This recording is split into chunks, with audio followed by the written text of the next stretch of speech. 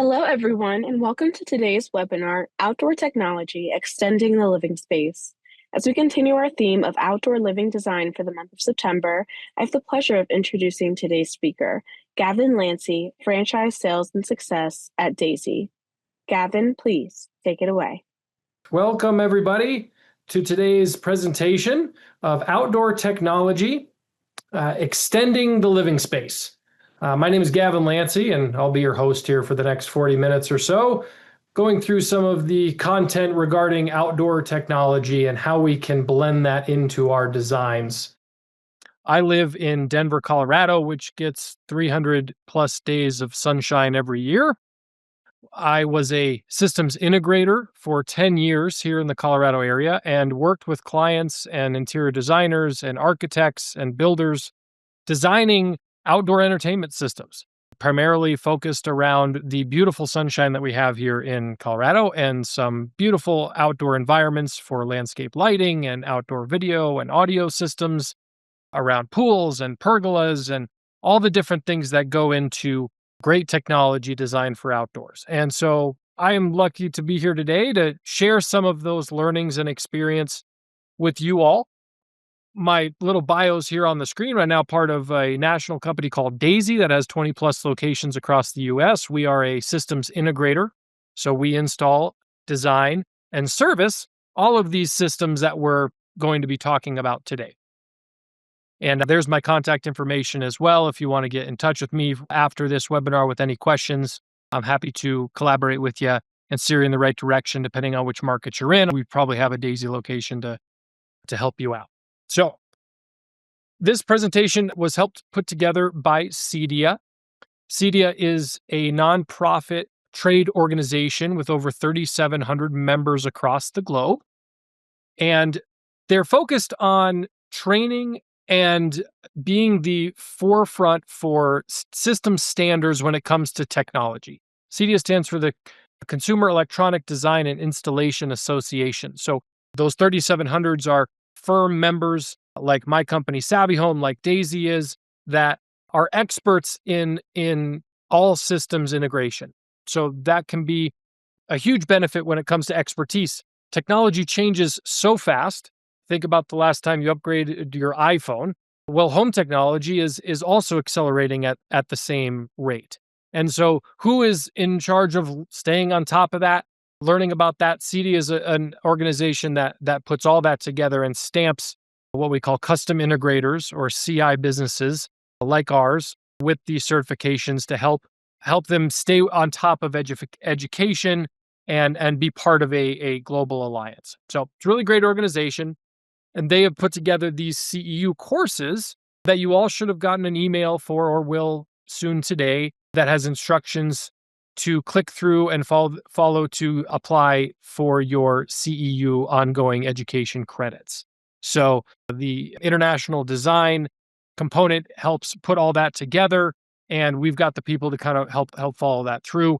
So if there's any questions around that, reach out to us. We're happy to make sure that you get the right credentials. And here's our little disclaimer again, that CEDIA put the content together and I kind of refined it for how we want to have this conversation here today.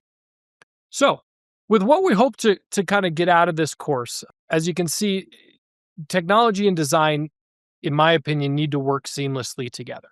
So we want to come up with what is the dinner menu? What are the opportunities for the outdoors? What can be done?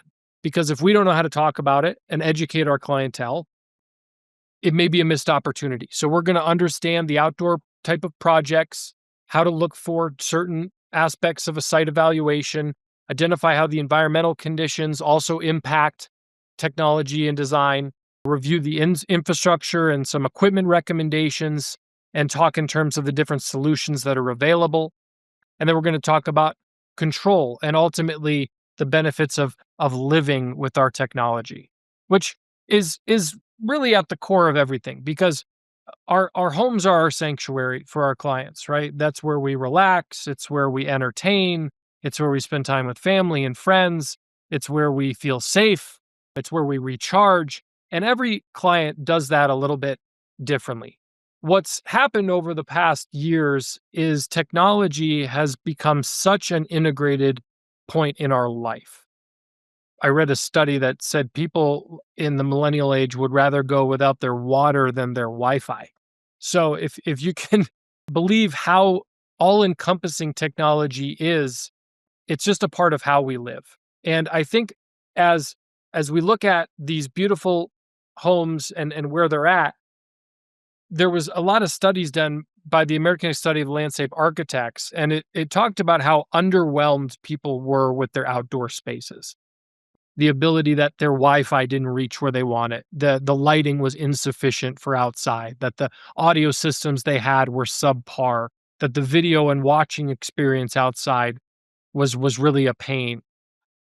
88% of Americans were actually dissatisfied with the entire outside experience. So we see that as, again, an opportunity for improved integration of these type of technology systems and the willingness for customers to go out and actually spend an extra dollar amount and invest in great technology design, because at the end of the day, that's how they live. And they want their technology to work where they live, which so often, depending on the markets you're in, is that outdoor space. So here's a look at some of the outdoor solutions. Okay, this kind of can be factored as our dinner menu of what's available. We talk about controlled and smart lighting systems, both house lighting and landscape lighting. We talk about, and we'll talk about, network reaching to the corners of the outdoor space. We talk about video and outdoor theater experiences, motorized shades and pergola opportunities, smart irrigation systems that are connected to the internet, smart water features that turn on and off when we need them to and can be controlled and tied into different scenes in the outside, distributed audio systems for easy listening around the pool and tennis courts and such, pool and spa control that is so important in terms of monitoring the equipment and temperature and chemicals in the pools and spas that we enjoy. Closed circuit television, which is surveillance systems that are outside to view and help the properties feel secure, keep an eye on the kids and the pets when people are at home and away, are being very popular these days. And also outdoor access control for ability to let us in and out of the house, let kids in and out of the house, friends and family and neighbors and maybe landscapers, and all having a sense of security and perimeter control. There's so many things that are available on the market, and a lot of customers don't know what questions to ask or even how they want. So part of this presentation today, I want to make sure that I touch on what are the questions? What's the proper sequencing of when we should be discussing these things in our designs and in our builds? And how can then they all come together to really be a benefit for the end user and the client? So where to start? A system integrator like us and others is much different than the typical installation subcontractor that's out there. Some like the insulation provider, or maybe the drywall contractor or the landscaper, right?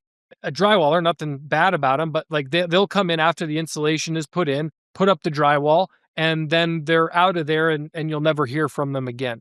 Well, technology and custom integrators like us are much different, because we come in to design the systems at the design table with interior designers, the architect and the customer and the builder, usually months before it's even broken ground. Then we'll come in 6 or 8 months later when the walls are framed up and we need to actually run wire and lay down the infrastructure to support these systems. Then they'll put through insulation and all the rough-ins and put up the drywall and do the painting. And after painting is complete, we'll come in and actually install the hardware. And then after the hardware is installed, when the customer's moving into the house, we'll slap hands with those movers and actually program the systems upon move-in. And then we'll actually service these systems for years to come as technologies and customers' needs change. So if you relate that to a drywall contractor, the custom integrator, again, needs to be part of the design team. And great end experience all happens because it's well documented, well detailed, and well planned for upfront. So just like any type of space that you're looking at to design a beautiful master bath or a kitchen with high-end furnishings and how the flow of that room, those same concepts apply to how the house is going to be done with technology.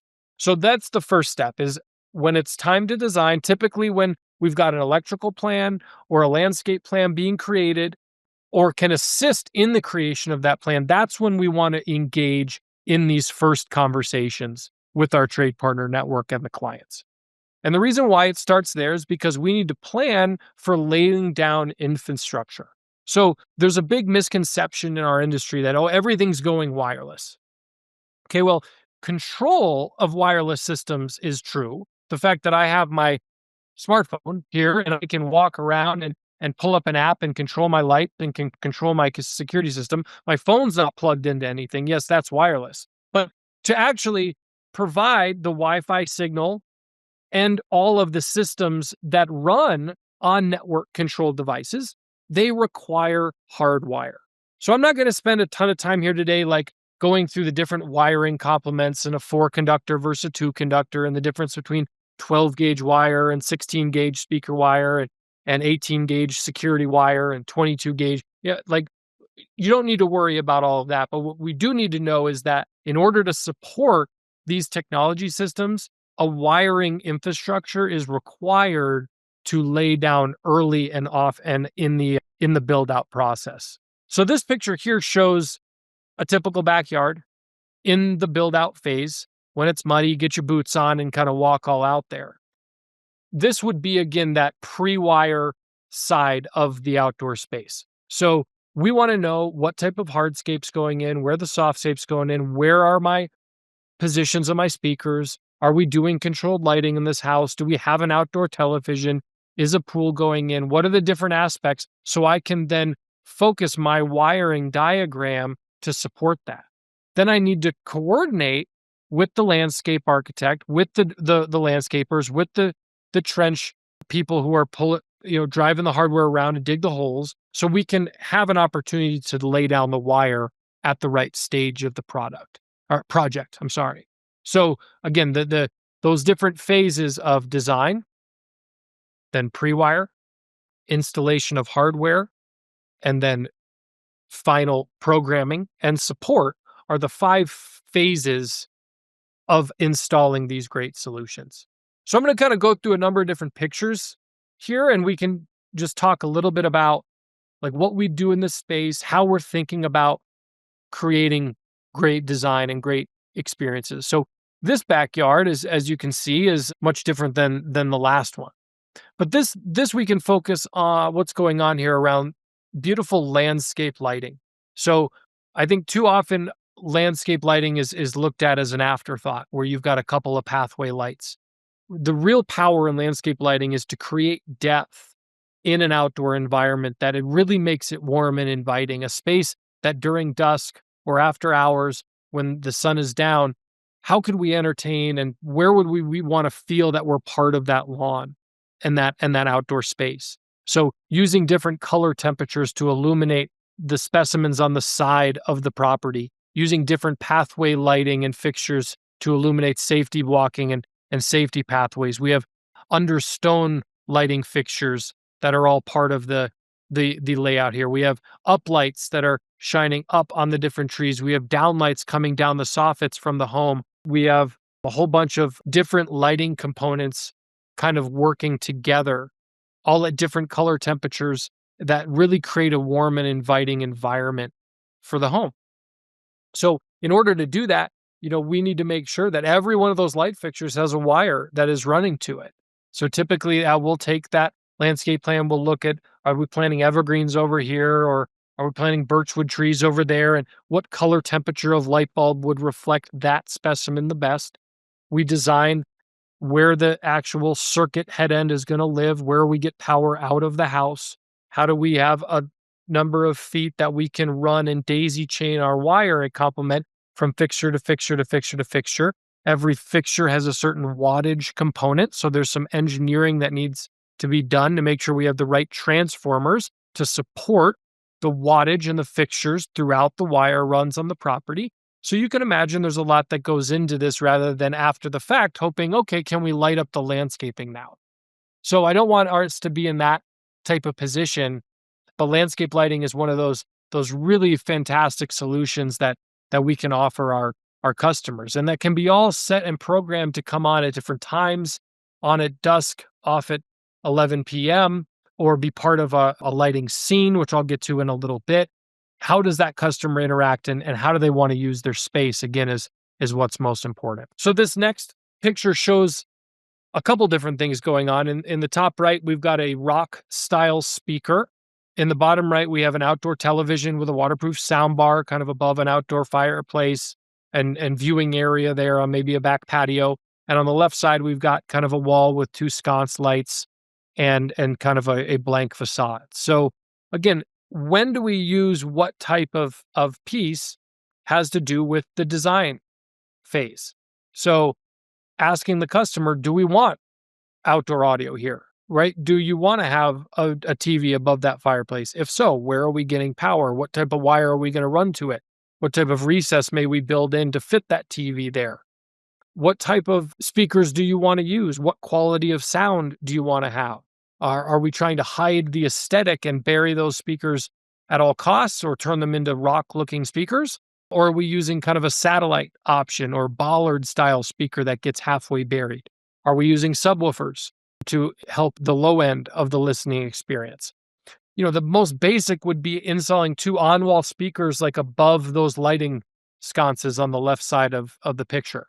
But that again is not maybe the best application depending on how that customer is living with that house. If you look at this example, some of the questions I may ask would be, where do you plan to live the most and where do you want to listen to music?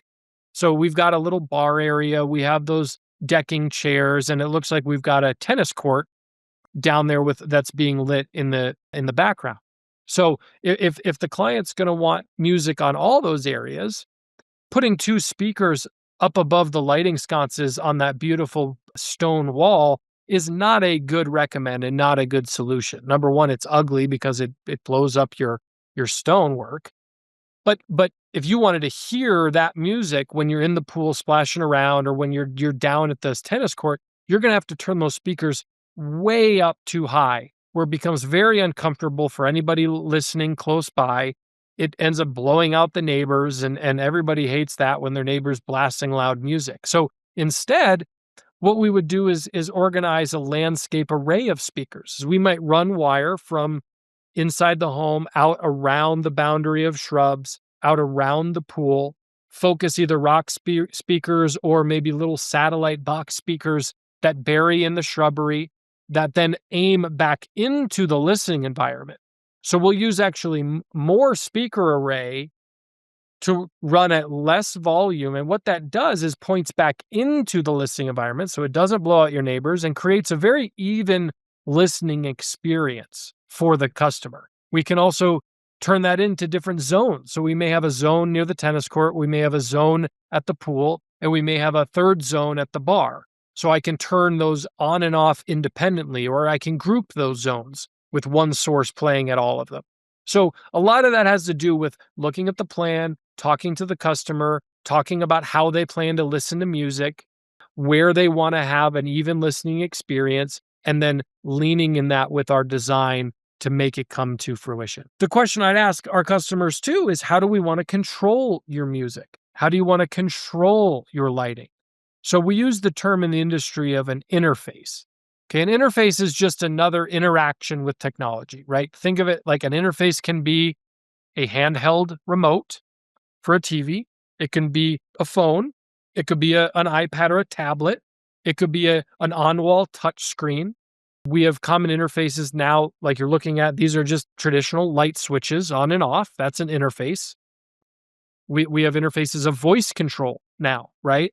To tell our systems and talk through natural voice commands to turn things on and off, to set certain different scenes. So I spend a lot of time talking to customers about how do you want to interact with your technology? What's the most ideal? A lot of people are okay with phones. Some people take their phone and throw it in the mudroom and don't look at it after hours, because they've been on it all day. Depends on the living habits of your customers. But if you design a system to be run off of a phone app, and that customer never uses their phone at home, that's not going to be an ideal scenario, right? Once they get down to the operations, because a system that doesn't have seamless control creates frustration, and frustration in our mind is a failure of system deployment, right? It doesn't work to fit the customer's needs. So we're always talking about what are our control options. This bank of switches is kind of a new school view on a traditional on off. You can see the work and TV or pool and entertain, blinds open, blinds closed. These are states or scenes that have an on off position. We also have keypads that can have multiple buttons that can be labeled of cooking or cleaning or entertaining or TV time or pool time, something like that, that links multiple pieces of technology together. So, for example, when my client walks out to the pool and hits pool time, it can turn on the music to his or her favorite playlist. It can arm the outdoor security system. It can turn on the camera system, to view to see if anybody's coming in. It can dim the lights to the level that I want it, all done with one touch of a button.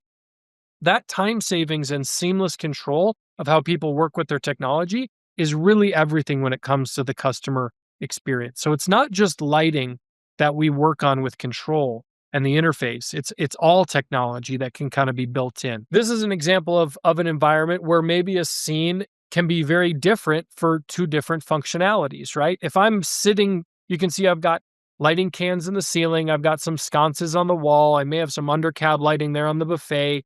I might have some lighting in the outdoor flower wall there. So if I'm sitting down with my friends and family and having dinner and I don't want the TV on, that's going to be a lot, maybe different lighting component versus me and my son sitting down watching the game on the back patio, right? I'm going to want different lighting levels. I'm going to want, the TV either on and off, where the audio of the television is coming versus maybe music playing when I'm watching or eating dinner, right? So different environments, different living situations require different use of our technology. So in this example, right, we've got an outdoor television that's actually been framed into a recess. So the measurement of the TV, we have to factor in where the source devices are coming. So a source device could be an Apple TV or a Roku, or maybe streamed directly from the television, or maybe we're airplaying it from a phone or a tablet nearby. But that's a question to ask. What do you want to watch? Where is the source coming from? And do we have the technology to support that? Where do you want the audio coming from? Is it going to be through the in-ceiling speakers that you can see kind of above next to the heater? You can see one of them in this photo. Is it coming through a soundbar, which we don't have in this environment? Is it coming just through the TV speakers? If I have a recessed TV in a stone wall, these flat TVs have very poor sound quality, and this one would be firing back into the recess. You'd sound like this with muffled sound, and that wouldn't sound very good for a customer. So we want to make sure that we're planning for all of that and having that discussion with our customer. Outdoor televisions can be challenging too, because you have to factor in, where is the glare coming from? Are we in direct sunlight or in shade? What temperatures am I dealing with? What's the bug situation? So specific outdoor displays are made for those reasons, to typically be brighter, to have all the electronics protected from weathering with the higher IP ratings. And in like here, you can see there's a skylight about halfway above that television. I can't tell from the picture, but is that skylight covered? Does water come down through that hole? All those factors come into actually deploying these things the right way. So again, the questions, to ask, all that I just reiterated there for kind of your customers, are things that we want to factor in. Here, I'll talk a little bit about our outdoor network and wiring and equipment components. So you can see that's a traditional networking AV rack. That's where we put our router, our switches, all of the data cable that kind of runs into there, maybe a power protection component. There could be landscape amplifiers in this type of equipment rack. And in here, you can see this is either in a mudroom or maybe a bathroom closet. I can't tell from the photo, but that's a substantial footprint of equipment. That stuff runs pretty hot, so we need ventilation. We need dedicated 20 amp circuit power typically to run these AV racks. But the networking component is so prevalent in outdoor installations. right? That people bring their tablets out to the tennis court so they can stream YouTube and learn how to play pickleball, or they can, be watching the latest game while they play sports, or the part of the husband and wife team is watching the tablet while someone's playing on the court. These are things of just how we interact and live, right? When we want to show people pictures on our phones or be connected to Wi-Fi or make dinner reservations with that computer in our pocket, for good or worse, we all want that connectivity where we go. And the outdoor Wi-Fi component is critical to that. So we use the term WAP, or wireless access point, to help distribute Wi-Fi coverage throughout a space.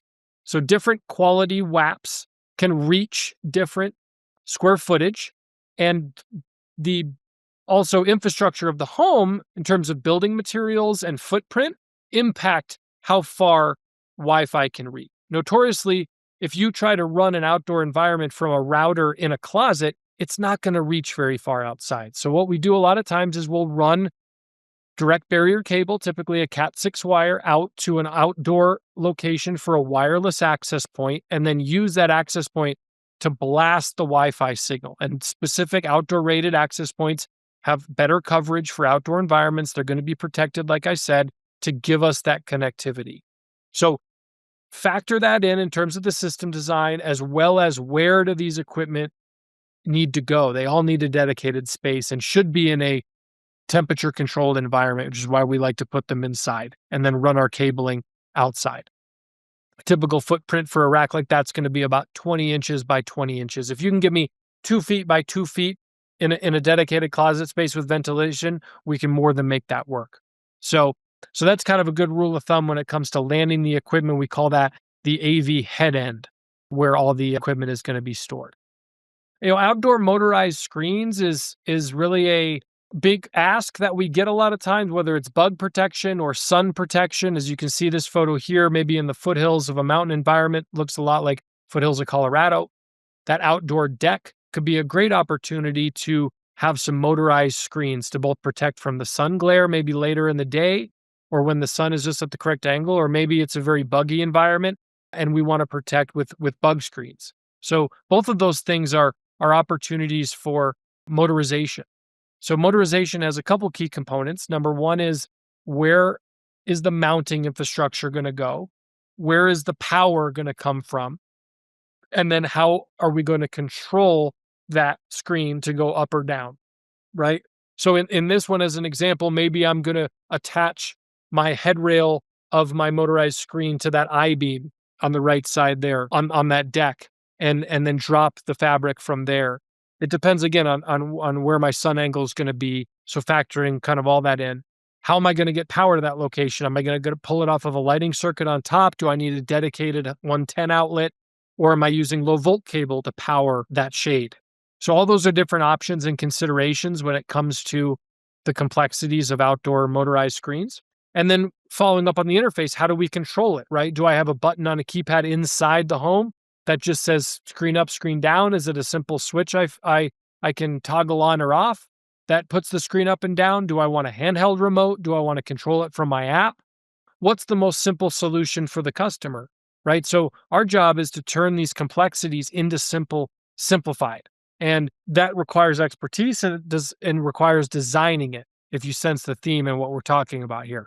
So that would be an example of using motorized screens kind of out in our outdoor environment. This next slide shows a door station that's pretty common, either at front doors, side doors, mudroom doors, maybe second building doors, where we've got a video camera on the top. We've got a keypad on the middle, a numeric keypad, and then we have a RFID or a passive infrared sensor there on the bottom, right? So we can tap our phone or proximity or a scanner card to get in and unlock the door. We could enter a keypad, or we even have systems now that can use facial recognition. So just like your iPhone opens as it looks at your face, you can walk up, and so when your arms are full of grocery bags, just look at your camera and the door unlocks for you.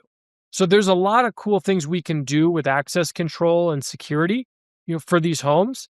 This type of door station requires a back box in the brick, as well as a dedicated Cat6 for power and control to be hardwired into the network. So if you don't plan for that ahead of time, there's no way you're getting a wire out to the secondary door to fit this application. So I'm going to want, full visibility onto like my back garage or alleyway that I can see through that camera that's built in here.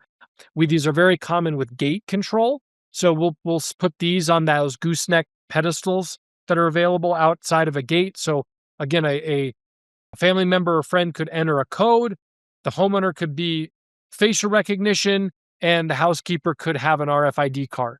You can then get a text message anytime that your son or daughter or someone enters a specific code.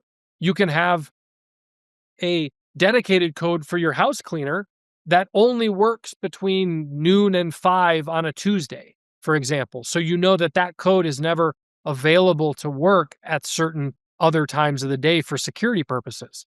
So these are just some of the examples that are available to utilizing technology at home. And access control and security are a big component of that. I don't have a picture of it here, but we can use a lot of outdoor surveillance cameras as well, both bullet style and dome-shaped cameras. The AI technology for object recognition is really fascinating these days. So we can know the difference between a moving car and a pet. We can know what a moving leaf or shadow across an area to eliminate some false positives that systems of the past really were constrained on. So the smart surveillance component of the home is really tying in a lot of things. And my favorite feature is using this type of interface to trigger other things in the home. So, for example, like if I come home and that RFID, syncs to my garage door, so when it knows my car pulls into the garage, it turns the lights on in the garage, it unlocks my back patio door, it turns on my playlist, it turns the lights on for my walkway through the mudroom, through the hallway, and into the garage without me having to do anything. So when we talk about smart home and smart experience, like that's the type of event triggers we can program for real time savings and experience at home with technology. So some other questions to ask, not all environments are created the same. So what is the weather? Is it sunny or shady where we are? Do we have water problems? Do we have ocean and salt spray? Lakes and rivers can cause different erosion and degradation of my equipment and my hardware that's on the house.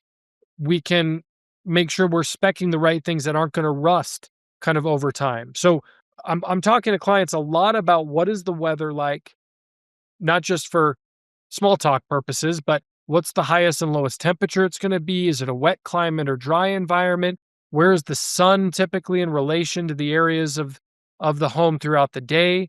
Is the area going to be sunny or shady? Is the wind a factor in my outdoor WAP placement and things like that? So the more answers that I can get from the client early on, the more smoothly a project's going to go. So I'm always factoring in weather to these outdoor installation components. Some other environmental considerations when it comes to outdoor has to do with the relationship between the landscape, the terrain, and a lot between the hardscape and softscape. So for example, if I have to get wire to this speaker location, you can see I've got decking, hard deck, like whether that's concrete or stone on either side of this little strip of landscape. Well, if I don't lay that wire down before the hardscape, it's going to be very hard to get it in later, right? So we can lay down a conduit or a sleeve prior to the hardscape going in to make sure I've got wire coiled up for when the install comes in.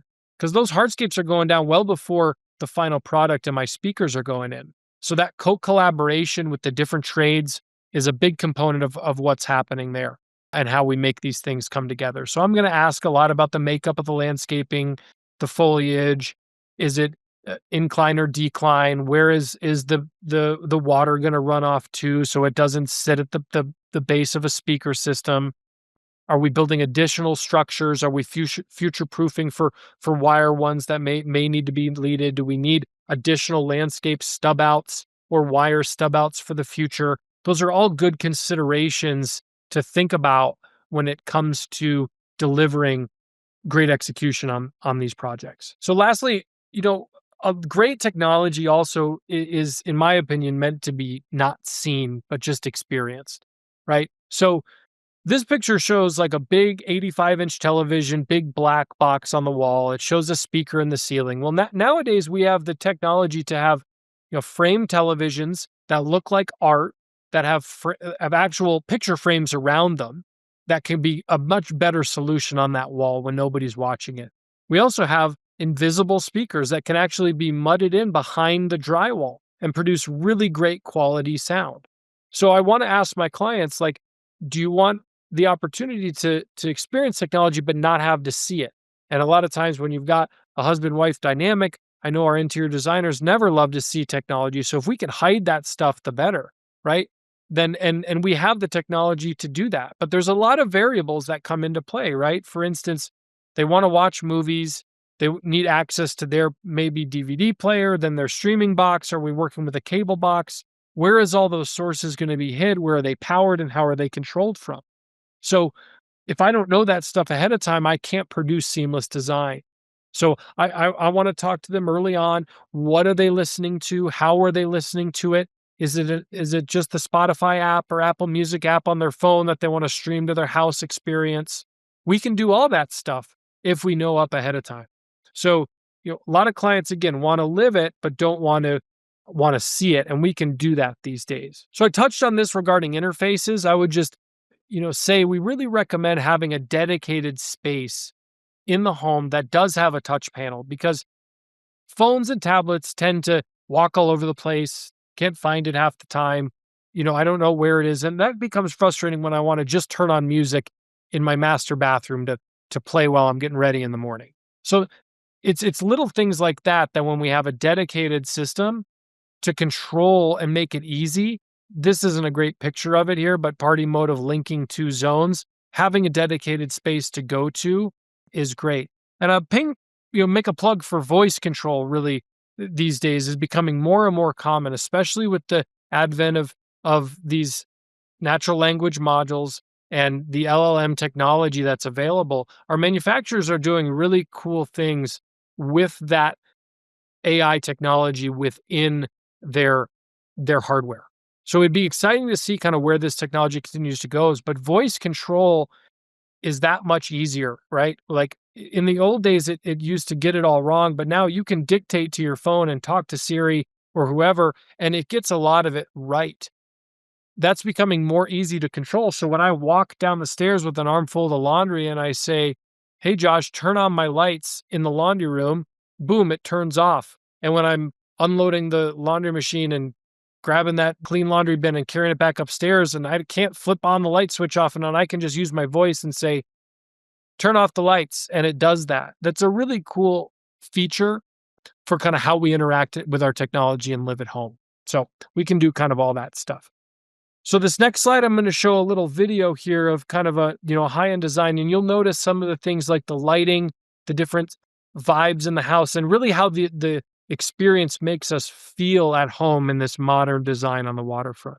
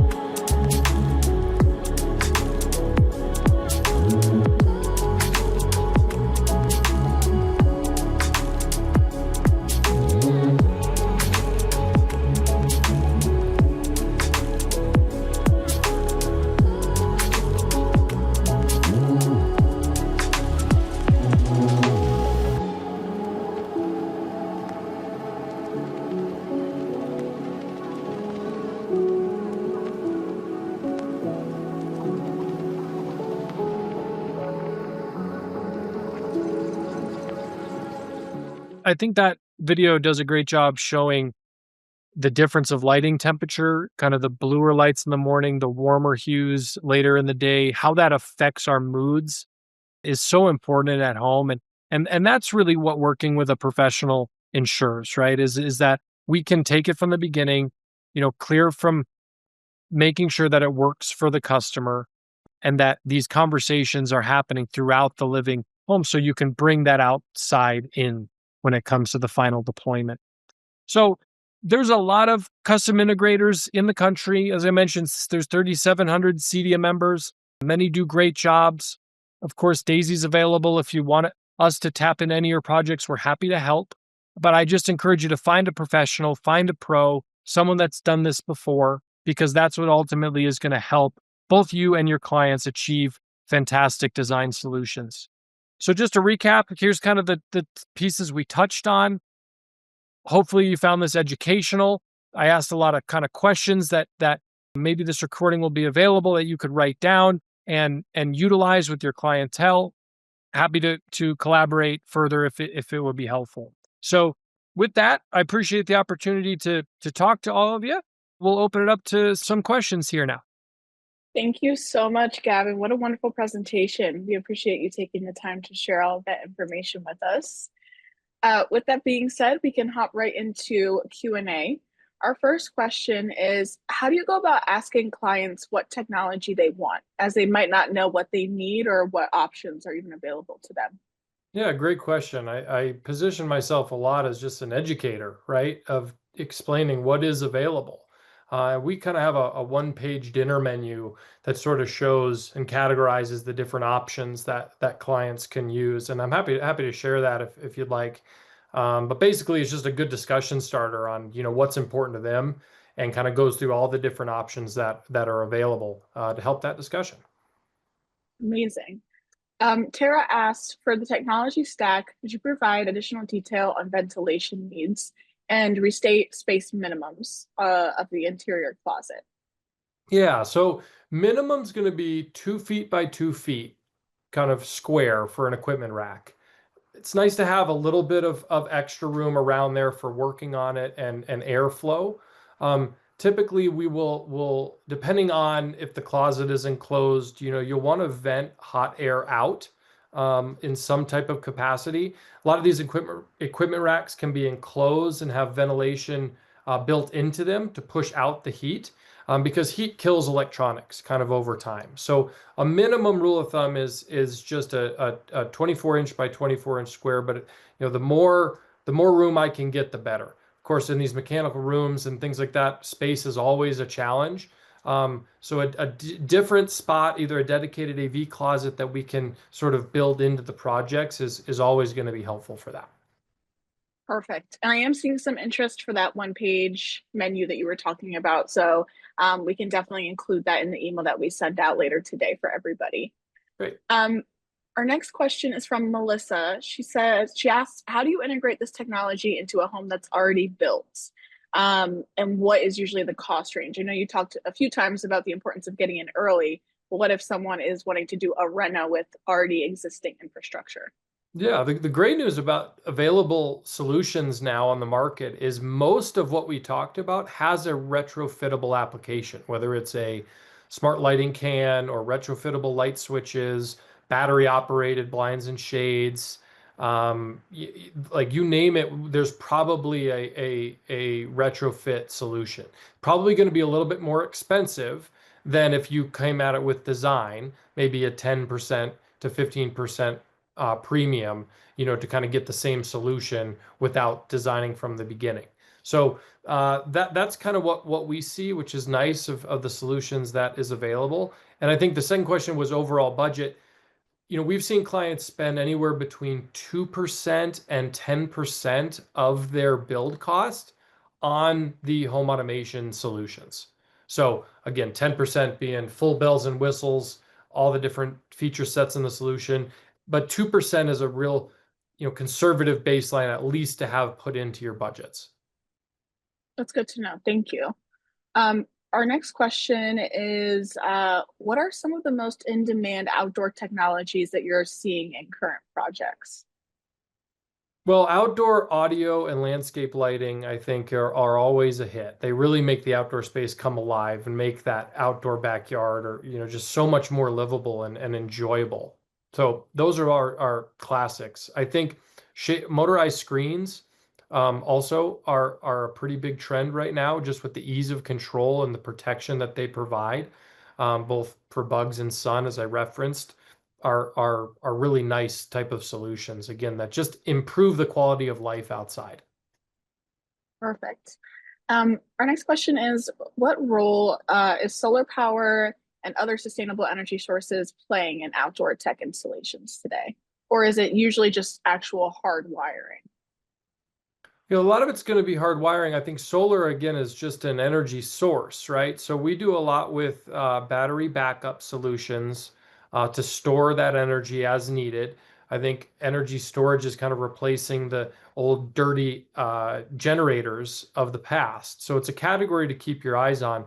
Solar, again, where it's placed, how it's on the property or on the roof, is always a consideration. Integrators like us work with integrating and controlling the different battery operated solutions, but we're not a solar company ourselves, so we just can treat that as kind of a power source. But certainly a category to keep our eye on is and leverage that in a lot of the installs. Perfect.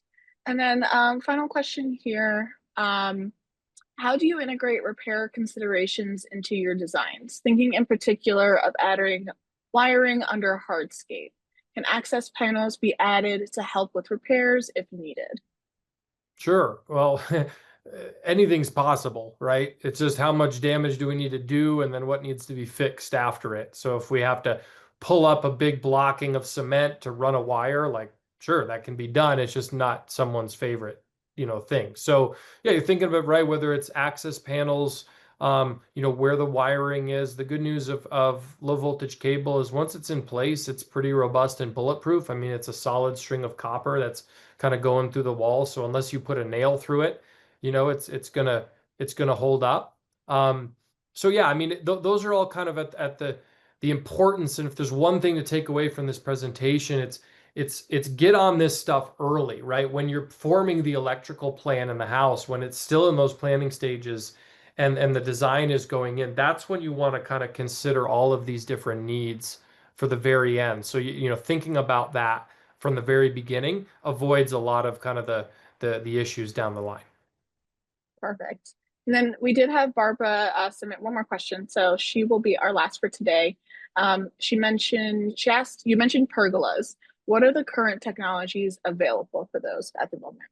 Sure. Well, again, the motorized ability in a pergola, I think is pretty fascinating these days.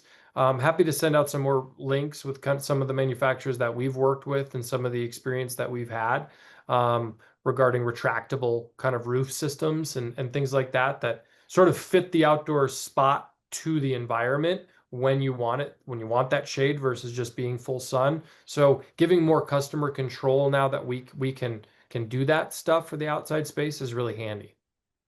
Nice. And then we do have one last question. We're getting them under the wire here, so I want to make sure we get as Sure. many people as possible.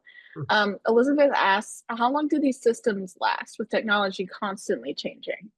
Yeah, well, a good installed systems, it's going to last a while, but the question is how often do a customer's needs change and what new technology is available at that time, right? You think about your laptops, right? Like my laptop I'm working on now is maybe 4 or 5 years old. I don't know if it's getting to the end of life. It's still working.